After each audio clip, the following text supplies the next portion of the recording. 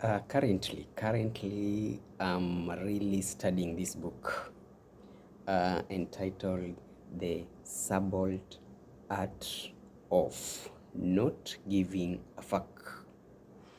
Yeah, this book is a very wonderful book, and it's a book that is written by a best-selling author in Timesline called Mark Manson. Now, out of all books that I've been reading, including my own books that I've written as an author, I have almost 5 titles: The Power Dream, Women of Impact, Stretch or Die, Complex Child, and then Healing Relationship. All my books, plus the other most books that I've read, it's all about inspirational, telling us, painting how the future is, telling us how the future life is always supposed to be made better. It's about thinking about positive things, thinking on how to get out of the problem. There's something that has intertwined us to the better. It's about books that bring hope of what is always good in the next horizon. Now, funny enough, this book is not here to inspire you. This book is not here to encourage you. In fact, even the title itself telling you how not to give a fuck. This book is here to encourage your backward thinking. There's a place he's talking about the backward law. The kind of law that makes you to remain comfortable with the situation that you have. But what spices my mind most is where he's talking about practical enlightenment. Mark Manson is telling us that most people is all about wanting good life, wanting good marriage, wanting better things that make us laugh. To Mark, that laughing that we think is good to itself is a problem.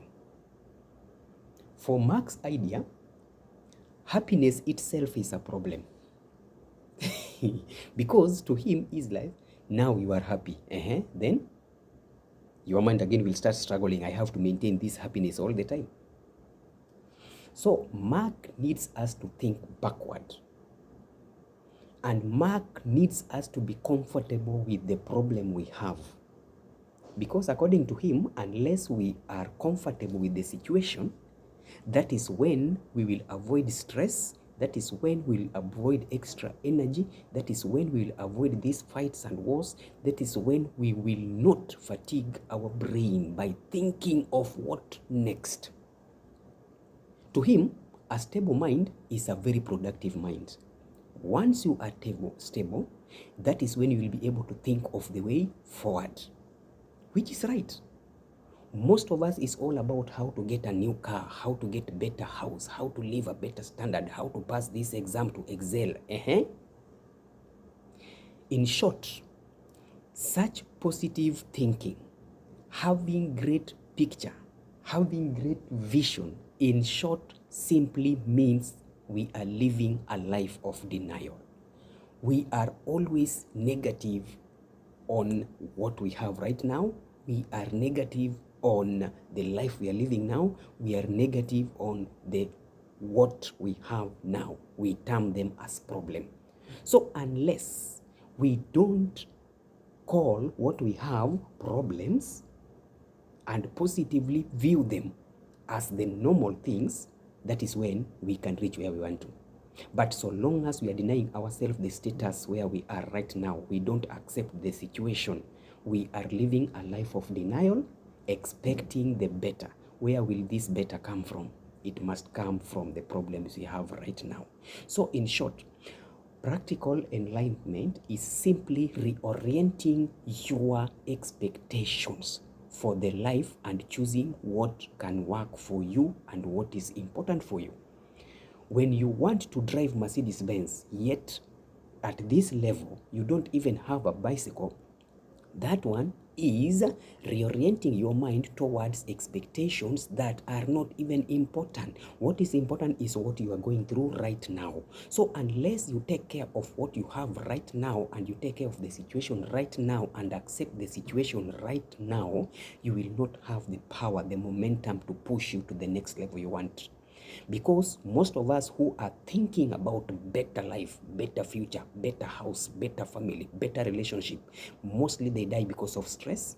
They die because of maybe killing themselves. They die because of lacking hope, because they see themselves as losers. Once you start thinking of better things, it means you are taking yourself as a loser now, which is not okay. So practical enlightenment simply means you are becoming comfortable with the idea that same suffering that you are going through now is something that is inevitable. You cannot avoid it. And in every situation, there will always be a circumstance like that.